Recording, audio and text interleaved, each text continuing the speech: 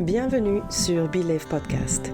Je m'appelle Nada et ce podcast, je l'ai créé pour nous apporter une conscience et une perspective où l'être est à l'honneur et le faire à son service.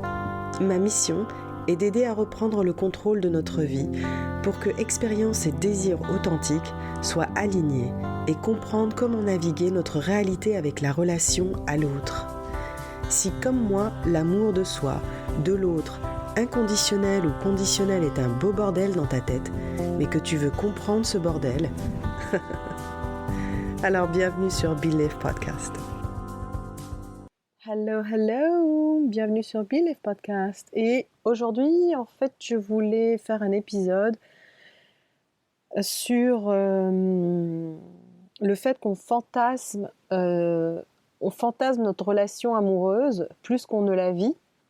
Donc ça concerne essentiellement les célibataires, mais on peut fantasmer aussi notre relation quand on est avec quelqu'un et auquel cas on vit vachement dans le déni. Bon, c'est pas une accusation, hein, c'est un fait et il n'y a rien de mal à ça, c'est une forme de protection. Mais là, dans cet épisode-là, en fait, le fait qu'on fantasme énormément sur la relation, ça veut dire qu'on a une peur de l'intimité. Et si on a une peur de l'intimité, on ne peut pas avoir de relation. C'est quand même logique. Et du coup, on vit dans notre tête, on ressasse un peu l'histoire, on refait un peu la situation. Il m'a dit ça, j'ai fait ça, j'ai compris ça, mais lui aussi, il a dit ça, da. Donc en fait, on reste dans la tête, on reste dans une forme de narration qui nous sécurise, qui nous amène un petit peu d'émoi, mais on est toujours dans une sorte de zone de confort et de sécurité qui, au final, est complètement stérile, puisqu'on tourne en rond. Mais en tout cas, la garantie pour cette attitude-là, c'est qu'on ne prend aucun risque. Et le fait de ne pas prendre un risque n'est pas une décision délibérée de notre part, puisqu'on a profondément envie d'être avec quelqu'un. On a envie d'être avec quelqu'un, puisqu'on fantasme dessus, mais sauf qu'on ne passe pas le cap. Et le passage du cap, il est très souvent ancré dans une déception qu'on a vécue auparavant, que ce soit au sein de la cellule familiale, que ce soit au sein de la cellule de l'éducation sociale. On a eu une déception, on a été peiné, on a été blessé. Donc quand on est dans une relation fantasmée, en fait, on veut éviter cette douleur. Parce que c'est quoi cette douleur? C'est quoi cette peine, cette douleur qu'on risque si on accepte d'aimer quelqu'un réellement et si on accepte que l'autre nous aime. C'est-à-dire si on rentre dans une intimité. Dans une intimité, ça veut dire que quand on accepte l'autre avec ses défauts comme ses qualités. Et non pas que ses qualités, puis dès qu'il y a un défaut, on s'échappe, quoi. Donc, tu vois, c'est quoi les différentes peines qu'on a traversées? Moi, je vais en énumérer quelques-uns, mais tu peux les compléter parce que tu connais ton histoire mieux que quiconque. On peut ne pas vouloir entrer en intimité, aimer quelqu'un et être aimé parce que peut-être qu'on a perdu un parent quand on était jeune et qu'on ne veut plus jamais partager ce type d'amour parce que c'est trop douloureux et qu'on n'a pas eu la chance d'avoir un environnement qui nous a aidé à processer ça. Je ne sais pas si c'est un verbe processer, mais je suis sûre que tu comprends ce que je dis. Donc peut-être que même du coup on va projeter cette peur, on va dire non mais j'ai pas envie de le perdre, j'ai pas envie de la perdre, elle va peut-être mourir, enfin bref, nos peurs sont complètement irrationnelles, hein. On a peur d'être trompé, on a peur d'être abusé psychologiquement quand on sort d'une histoire où on a été abusé par notre partenaire qui était assez narcissique ou qui était violent physiquement. Ça, on n'a pas envie d'y retourner et du coup, notre peur, elle est projetée sur tout individu qui est susceptible de rentrer en relation avec nous. Donc, je vais perdre ma liberté. On a la peur d'être déçu. Certainement, quand on est enfant, on a une innocence telle que quand on regarde nos parents, tu sais, on les regarde parce qu'on est petit, donc du coup on lève la tête et puis c'est nos idoles, nos parents, quoi. Et puis peut-être qu'un jour ils nous ont déçus, peut-être qu'ils nous ont dit quelque chose qui nous a blessés alors qu'on était parti sur un élan d'amour et d'enthousiasme et d'un seul coup le parent, parce qu'il était de mauvaise humeur, il nous a fermé le caquet sans se rendre compte lui-même, quoi. Ou un adulte, ou quelqu'un en tout cas envers qui on a un amour inconditionnel aussi. Et du coup, on a été déçus et notre corps se ferme, notre système nerveux s'éteint et on pense que en fait non, c'est mauvais d'aimer une personne parce qu'on risque d'être déçu. C'est mauvais d'aimer une personne, d'être intime avec cette personne-là parce qu'elle risque de mourir. Euh, Moi, au cours de toutes ces années où j'ai travaillé énormément avec l'inconscient, c'est hallucinant comment certaines couplings, certains couplages, associations d'idées se font que notre raison, si elle avait un visage, ce serait la bouche ouverte, genre what? Tout, comment ça? J'ai fait ce lien et c'est en faisant ce lien que je m'empêche d'être qui j'ai envie d'être, d'avoir ce que j'ai envie d'avoir, de vivre ce que j'ai envie de vivre. Moi, hyper souvent, je me suis retrouvée très surprise d'avoir fait une association avec parfois une histoire qui n'a même pas à voir avec moi-même, quoi. Quelque chose que j'ai observé. L'inconscient définit notre comportement et c'est pas notre conscience, sinon ce serait trop facile, n'est-ce pas, ce jeu de la vie. Mais euh, mais ce qui est intéressant, c'est de savoir justement ce qui se passe dans cette partie en nous qui est inconsciente. Donc voilà, pour en revenir à ça, c'est quoi les risques que je prendrais si je rentre dans une forme d'intimité? Donc autant que je reste dans le fantasme d'une relation et de ressasser l'histoire et d'essayer de la refaire et comment j'aurais pu la réparer, comment il aurait dû me dire ça et comment j'aurais dû lui dire ça et comment il aurait été mieux de... Enfin bref, never ending story. On a peur qu'il nous quitte par exemple aussi, je ne l'ai même pas mentionné celui-là. Donc en fait, on réagit souvent, le plus souvent, avec ce qui nous est familier. Ça veut pas dire que familier, ça veut pas dire nécessairement ce qui nous fait du bien, mais en tout cas, ce qui est familier, on sait comment le gérer. On va le gérer avec des mécanismes de survie. Ça peut être faire la gueule, ça peut être le traitement de silence, ça peut être l'isolement. Enfin, on se déconnecte complètement et c'est familier. Et jusque-là, ça marchait bien. Mais ça ne veut pas dire pour autant que tu as réussi à répondre de manière, libre, où tu te sens pas contenu dans un carcan que tu es obligé de défendre ou de protéger, mais au contraire, quoi. Où tu te sens libre de pouvoir l'exprimer sans laisser de traces derrière toi, sans laisser d'amertume dans la bouche de l'autre ou dans ta propre bouche. Voilà, c'est dans ce sens-là. Donc on se dit, j'ai déjà été blessé auparavant, donc notre corps sent qu'on a déjà été blessé auparavant puisqu'il capte la vibration de l'autre. Non, je ne vais pas prendre ce risque-là.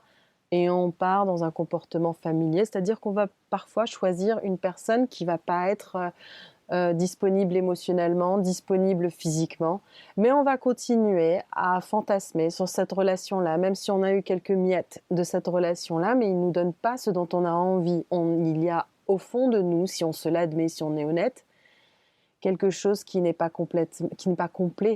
Et du coup, on va se nourrir de ça en fait, parce que c'est l'histoire qu'on est en train de se recréer over and over again. Donc en fait, tu vas t'intéresser à quelqu'un qui ne va pas être intéressé par toi ou qui va te donner très très peu, ou quelqu'un qui est absolument pas dispo émotionnellement, physiquement, psychologiquement, parce que tu as la garantie de ne pas vivre cette intimité-là, que quelque part, une part en toi s'est jurée de ne jamais revivre pour ne pas te faire souffrir une nouvelle fois. Voilà la raison. Et tu auras beau, et pourtant tu as envie d'être dans une relation, et tu as l'impression que c'est avec lui ou elle que tu as envie d'être. Mais en fait non, c'est avec ce type de relation que tu as envie d'être, parce que ton corps, il est là, pas pour te rendre heureuse ou heureux, ton corps, il est là pour te protéger. Ça, il faut vraiment le comprendre. Et du coup, quand on réagit, on pense qu'on réagit avec notre être, mais non, pas du tout. On réagit avec la réaction du corps qui envoie un message au cerveau, et ce message, il est lié avec la réaction du corps, de protection ou de défense, ou peut-être même de détente. Tout dépend de la qualité de notre présence, en fait. Tout dépend de la qualité de notre vigilance et de notre présence. Et ce qui nous arrange dans cette situation-là, c'est finalement de rester dans sa tête, parce qu'on va aller réviser tout ce qui ne va pas chez lui, on va aller trouver toutes les solutions pour lui ou pour elle, hein. Comme ça, on ne s'occupe pas de soi, parce que l'intimité fait beaucoup trop peur. L'intimité est vraiment fait peur. Parce que la déconnexion a été trop douloureuse. Et du coup, les personnes qui ont réellement envie d'être avec nous, on ne s'y intéresse pas parce qu'on sait qu'on a la garantie de cette intimité-là. Et on a la garantie, association d'idées, hein, je parle de l'association d'idées, qu'on va avoir de la peine et que ça va être insurmontable. Après, ça peut être une autre situation. En tant que célib, il est possible qu'on ait honte de sa situation de célibataire parce que les autres nous renvoient au visage, à la gueule, souvent « Ah bah écoute, tu devrais trouver quelqu'un, comment ça se fait que tu n'as pas trouvé quelqu'un ? Je comprends pas, t'as quand même une bonne situation, je comprends pas, t'as une belle gueule, je comprends pas, t'es intelligente, je comprends pas, nanana. » C'est pesant pour les célibataires d'entendre ce genre de choses. D'une part, et puis d'autre part, ça nous amène à avoir un peu honte, genre, mais il est où le problème? Enfin, what's wrong with me being single? What's wrong with me? Like something must be wrong with me. Il y a quelque chose qui devrait, donc il doit y avoir, qu'est-ce qui cloche en moi, quoi? C'est quoi qui cloche chez moi pour que je sois célibataire alors, puisque tout le monde me renvoie l'image de je devrais être avec quelqu'un, je devrais avoir rencontré quelqu'un. Et j'y crois, puisque j'ai hyper envie d'être avec quelqu'un. C'est horrible. Donc on va aller s'inventer des histoires. On va pas assumer notre statut de célibataire complètement. On va nier ce qu'on ressent. Et du coup, en niant ce qu'on ressent, ça crée une forme de... Ça laisse place à de la honte. Et à partir de cette honte-là, en fait, on fait pas grand-chose.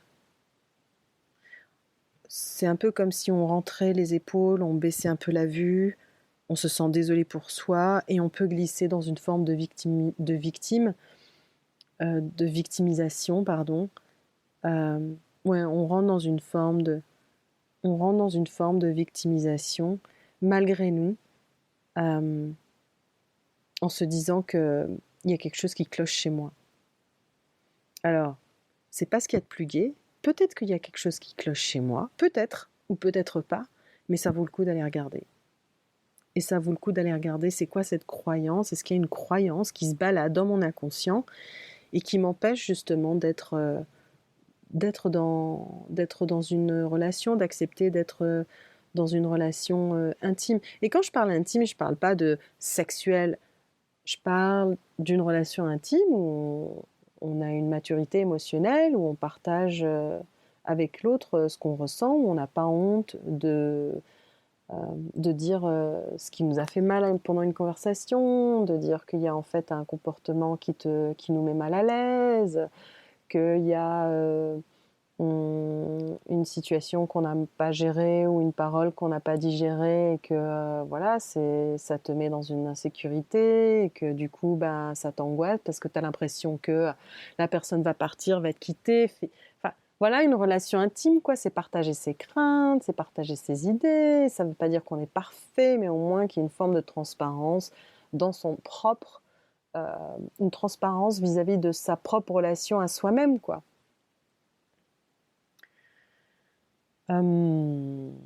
Et puis aussi, s'empêcher d'être dans une relation intime et donc s'inventer être plutôt dans une relation fantasmée, elle peut provenir du fait que on n'ait pas connu ce qu'est notre intimité, notre individuation. Si on a évolué dans une famille où il n'y avait pas de... Tu sais, il n'y avait pas de séparation, il n'y a pas de limite, c'est-à-dire tes parents débarquent dans ta chambre quand ils veulent, ils ne frappent pas à la porte, ils se servent de tes affaires sans te demander, ou tes frères et sœurs, hein, enfin, sans te demander la permission. Donc il n'y a pas eu réellement une sorte de séparation, une sorte d'individuation qui fait que moi je suis par exemple Nada et puis toi tu es... je sais pas, toi tu es Xavier, toi tu es Leïla, on vit dans la même famille, mais je sais que j'ai des désirs à moi qui sont différents de les tiens, j'ai des opinions à moi qui sont différentes des tiens, Xavier. Leïla, tu as des préférences que moi je n'aime pas, mais je sais que ça c'est ta couleur à toi. Ma couleur, elle est autre, elle est plutôt verte et mauve. La tienne, elle est orange et noire, et je l'accepte complètement. C'est pas toujours courant dans les familles où on accepte cette individuation, on accepte cette séparation. C'est très difficile si on a eu beaucoup de mal à s'imposer. Et quand je dis s'imposer, c'est pas avec violence, mais c'est pas s'imposer avec de l'aplomb, avec du poids. Et ce poids-là, c'est ton intellect, c'est ton être, c'est ta vision. Si elle n'a pas été validée par tes parents, et que si elle n'a pas été validée par tes parents, effectivement, tu risques d'avoir du mal à choisir quelqu'un parce que tu vas automatiquement penser à la manière dont vont penser les personnes qui sont dans ta famille. Ça, c'est hyper courant. Du coup, on ne fait pas les choix qu'on fait, mais on fait les choix des autres. Et les autres qui nous ont élevés, les autres qui nous ont, entre guillemets, aimés, les autres qui nous ont dressés, les autres qui nous ont éduqués, les autres qui ont une autorité au final sur nous, et on a perdu la nôtre sur nous-mêmes puisqu'on ne nous l'a pas apprise. Et ou alors c'est dans des familles où on se sent aussi émotionnellement responsable de nos parents, c'est-à-dire que si nos parents sont en colère, sont tristes, on se sent très responsable d'eux, et du coup on va tout faire pour qu'ils aillent mieux, on va tout faire pour qu'ils se sentent mieux. Donc on devient en fait les garants émotionnels du bonheur de nos parents. Et ça va créer un manque d'intimité, encore une fois, de notre propre intimité. Et du coup, c'est salvateur quelque part de fantasmer sa relation parce que c'est le seul terrain dans lequel personne ne peut s'immiscer. Et c'est triste, oui, mais en même temps, c'est logique. Du coup, tu dis, puisque c'est logique, je peux faire autre chose. Puisque c'est logique, j'ai pas à me blâmer. Ça veut dire qu'il y a une autre démarche qui sera tout aussi logique, parce qu'il n'y en a pas qu'une seule de logique. Donc voilà, avoir du mal à assumer ses opinions, avoir du mal à dire qui on est, ce qu'on préfère, parce qu'on a évolué dans une famille qui ne nous l'a pas autorisé, ça peut entraîner évidemment le fait d'avoir du mal à rentrer dans l'intimité. On ne sait pas ce que c'est. On imagine ce que c'est et on va se mobiliser en fonction de ce qu'on imagine ce que c'est, sans réellement rentrer dans notre propre intimité, sans réellement se connecter à soi, à son cœur, à ses tripes, à sa gorge, à sa tête, à d'autres parties de son corps qui en fait sont activées quand on est à proximité de quelqu'un qui s'intéresse à nous, ou à proximité de quelqu'un qu'on trouve pas mal, qu'on aimerait connaître un peu mieux. Et du coup, comment passer d'une relation fantasmée à une relation vraie? La première, c'est d'admettre qu'il doit y avoir une peur quelque part. Et n'aie pas peur de ne pas savoir quelle peur il y a. Parfois, la peur, la déconnexion, elle s'est faite très tôt, à un stade très tôt dans notre vie où on n'était même pas au stade verbal. C'est simplement le corps qui l'a enregistré de cette manière-là, qui l'a associé avec une impossibilité, avec une pensée. Donc, juste admettre qu'il y a une peur, qu'il y a eu une association qui s'est faite. Et ne serait-ce qu'à ce stade-là, à cette étape-là, si on était en session ensemble, je t'aurais directement dirigé vers ton corps en te disant qu'est-ce que tu ressens quand je dis ça, quand on parle de ça, quand on dit ça. C'est où dans ton corps? Pour te familiariser en fait avec tes sensations, plutôt que d'aller vite dans la réaction. Et c'est très intéressant quand on rentre dans la connexion à son corps, parce qu'à un moment donné, il n'y a plus rien d'autre qui existe si ce n'est la présence d'une contraction, peut-être qui se passe au niveau de l'estomac, ou bien qui se passe au niveau des bras, ou qui se passe au niveau... Et il y a une curiosité en nous naturelle qui émane. Ah tiens, j'ai jamais vu ça en fait, et pourtant c'est là, c'est dans mon corps, je peux pas... Tu vois, ça appartient à moi. Donc, quand il y a quelque chose qui est intime, il y a un côté narcissique en nous quand même, hein, et tant mieux, parce que du coup, on tend l'oreille de notre mental vers quelque chose qu'on n'a jamais exploré auparavant et du coup notre curiosité elle est très naturelle et on a envie d'en savoir plus. Et si on est bien accompagné, on se laisse pas submerger par une autre part en nous qui a très très peur et qui va venir couvrir cette curiosité-là. Mais ne serait-ce que cette première étape, c'est déjà énorme. C'est fou parce que on a l'impression qu'on touche 1 millimètre, 1 millimètre de cette acceptation. On a l'impression que le chemin est très long, mais en fait pas du tout. Mais ne serait-ce qu'1 millimètre, ça fait un bien fou. Pourquoi? Parce euh, on est dans la rencontre et on n'est plus dans le contrôle. On n'est plus dans l'inconnu qu'on doit contrôler, mais on est dans un inconnu qui nous invite à la rencontre, quoi. C'est ça qui est beau. C'est ça qui est beau dans la découverte de soi, dans la relation à soi, dans la relation à l'autre. Et évidemment, tu l'as entendu 10 milliards de fois, et peut-être qu'on a besoin de l'entendre 1 million, 1 billiard de fois, mais ça commence par soi, hein, cette intimité-là, ça commence pas avec l'autre.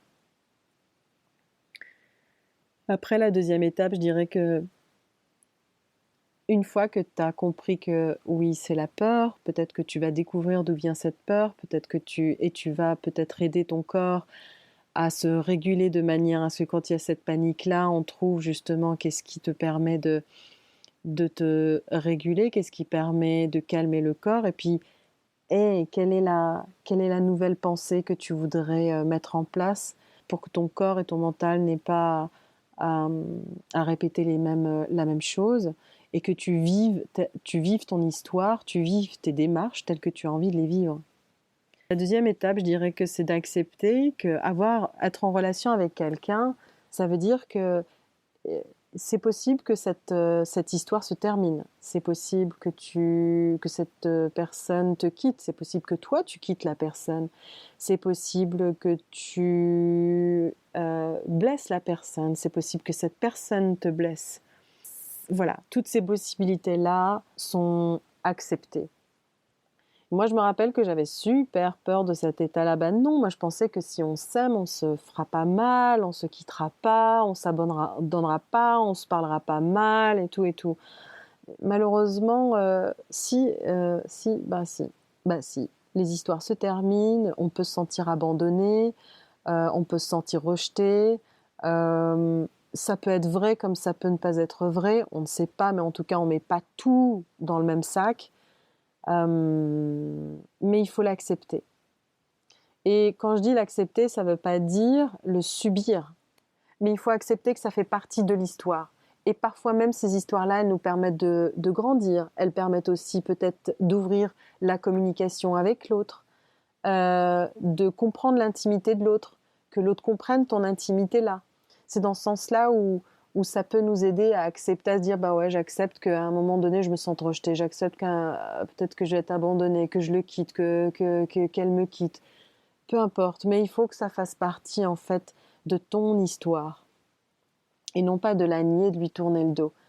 Et toujours, on revient toujours au corps dans cette étape-là aussi.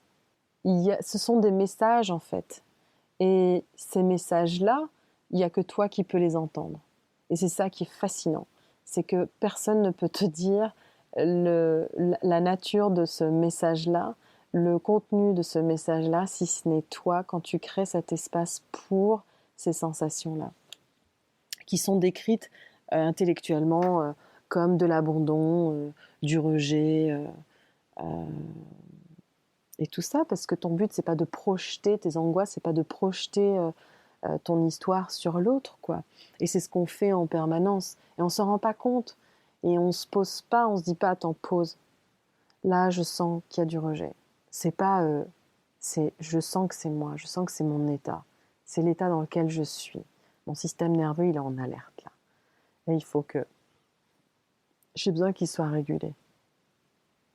Là, j'ai une pensée, c'est pas très cool, cette pensée-là que j'ai, mais c'est une pensée. Et je suis présente à cette pensée. En fait, je suis consciente de cette pensée. Je suis même au-delà de cette pensée-là pour que je puisse aussi bien ressentir la sensation dans le corps que d'être consciente de cette pensée-là. Et juste faire cette pause-là, se rappeler ça, même si, le mental revient très rapidement et tout, parce qu'il y a une grosse panique, savoir que se le rappeler verbalement, et c'est un exercice de répétition qui fait que ça va s'installer au fur et à mesure, parce que c'est ça la vérité. C'est pas une théorie, c'est ça qui se passe. Donc, épouser la vérité, ce qui se passe réellement, quoi. L'autre, c'est de réaliser justement que l'autre ne va pas nous sauver. Il n'est pas là ou elle n'est pas là pour nous sauver. Hello! Il n'est pas là pour nous sauver. Elle n'est pas là pour nous sauver. Mesdames, vous n'êtes pas là pour sauver messieurs. Et messieurs, vous n'êtes pas là pour être sauvés par mesdames. La plupart du temps, ça se passe comme ça, mais c'est pas systématique, mais c'est quand même assez répandu. Parce qu'on est dans un système qui est un peu comme ça quand même. Donc se rendre compte et valider que tout ce qu'on ressent vient uniquement de ce qu'on pense et de nos sensations corporelles. C'est tout. C'est comme la loi de la gravité. C'est tout. Donc il faut s'en rendre compte quand tu commences à être plus consciente de ton corps, de ces sensations-là, et te dire « Ah ouais, j'ai cette pensée-là ». Et regarde, quand ton corps est complètement détendu, tu n'as pas du tout la même pensée que quand elle était tendue. Donc ça veut dire que ça s'associe très très bien ensemble, ça se combine très bien ensemble. Donc tu ne ressens uniquement ce que tu penses et pas ce que les autres pensent. Ok? Donc ça c'est un truc qu'il faut que tu valides over and over and over again. Parce que si tu te faisais accompagner par moi, c'est quelque chose que je te rappellerai très très souvent. Il faut que tu t'en rendes compte, quoi. Sinon tu vis dans une illusion, dans une hallucination totale. Donc, si tu ressens de la peur, valide cette peur. Tu peux même l'écrire sur papier, tu peux le dire à voix haute, tu peux en parler à quelqu'un en qui tu as confiance, tu peux la danser si c'est ton moyen d'expression le plus libre, là où tu te sens le moins jugé partout, par ton saboteur même. En tout cas, il faut que ça sorte de ta tête. Parfois même quand tu l'écris, je t'invite même à le lire à voix haute, parce que là tu vas voir, tu vas vraiment entendre ce qui est en train d'être dit dans ta tête et tu dis « What ? Je suis en train de me dire ça ? Mais ça va pas, non ?» Et en même temps, je vais dire « Ok, ça prend tout son sens, en fait. Tout ce que je dis là, mon corps réagit à ça. Mes cellules, elles vont dans cette direction-là. Je leur donne cette vibration-là, donc elles vont dans cette direction. Elles ne font qu'obéir à ma vibration, à la chaleur de ma vibration. On a une machine de ouf. C'est quand même dingue. Ensuite, quand tu te rends compte de ça, moi, ce qui m'a vachement aidée, c'est d'offrir mon amitié à ce qui se passe à l'intérieur de moi, à ces messagers qu'il y a en moi, à ces parts en moi qui, pour se manifester, font réagir mon corps d'une certaine manière. Et je sais que la colère, la frustration, la rage, la fuite, la tristesse, en fait, c'est simplement un signe qu'il y a une part en moi qui est déconnectée de ma conscience et que je suis ouverte à la possibilité de me connecter à nouveau avec cette partie qui est déconnectée depuis très longtemps et qui amène mon corps et mon esprit à bouger d'une certaine manière, à prendre des décisions d'une certaine manière. Donc, really befriended, comme on dit en anglais, offre ton amitié à cette part en toi. Et puis aussi, fais en sorte que la connexion à toi, elle est prioritaire. Et si on n'a pas cette connexion émotionnelle avec soi-même, on ne pourra pas avoir la même connexion émotionnelle avec quelqu'un d'autre. Donc si on a envie d'être dans une relation avec quelqu'un, cette part-là, ce trajet-là est super important parce qu'il nous amène à avoir cette connexion émotionnelle, à développer cette intelligence émotionnelle. C'est comme si tu avais plein de câbles qui sont suspendus en toi Et là, petit à petit, tu sais, dès qu'il y a une sensation, dès qu'il y a une émotion, en fait, c'est comme si tu avais une lumière qui s'allumait et tu prends un câble et tu te connectes à cette lumière et ça va te donner le message, ça va transmettre le message. Tiens, c'est une image pas mal. Et c'est ça le travail de la connexion à soi, c'est ça le travail de l'intelligence émotionnelle, c'est ça le travail de vivre dans l'être-té et pas de vivre dans le faire, dans le paraître qui mène à rien. Last but not least, je t'invite en fait quand tu as peur, parce que de toute façon c'est la source de tous nos dysfonctionnements, c'est la peur psychologique, pas la peur biologique.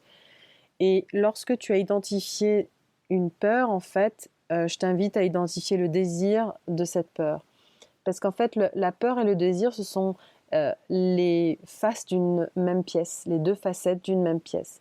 Par exemple, si je suis dans une relation, enfin, quelles sont les peurs que tu pourras avoir si tu rentres dans l'intimité, dans une intime relation avec quelqu'un. Ça peut être même au niveau de l'amitié, quoi. Hein. Ça peut se traduire aussi dans l'amitié. Mais dans une relation amoureuse, quelqu'un que tu découvres, que tu commences à découvrir, avec qui tu commences à être un peu plus habitué, la phase de lune de miel, elle est passée, ou peu importe, mais en tout cas, tu commences vraiment à découvrir l'autre personne. C'est quoi les peurs que tu penses être récurrentes chez toi? Ça peut être par exemple, en fait, si je suis avec quelqu'un, j'ai pas envie de me mettre à quelqu'un parce que chaque fois que je me mets avec quelqu'un, je m'oublie, quoi. Je deviens une serpillière, je pense plus à moi, et moi, j'ai plus envie, quoi. J'ai plus envie de ça, quoi. C'est quoi le désir qu'il y a à l'opposé? Ça peut être, j'ai un désir, en fait, si je m'oublie, ça veut dire que je m'aime pas, donc en fait, le désir, c'est de m'aimer vraiment. Il est là, ton message. En fait, il y a un désir profond en toi de t'aimer vraiment, quoi. Et comment est-ce que tu peux le traduire? Comment est-ce que tu l'aurais traduit chez quelqu'un? Comment tu le traduisais chez quelqu'un? Mais fais-le pour toi. Et ça, c'est un travail de pensée à faire. C'est un travail de reprogrammation au niveau du cerveau qu'il faut faire. Par exemple, j'ai peur que mes parents me bannissent. Si je me mets avec quelqu'un avec qui j'ai réellement envie de me mettre, j'ai peur que mes parents me bannissent. C'est terrible, ça.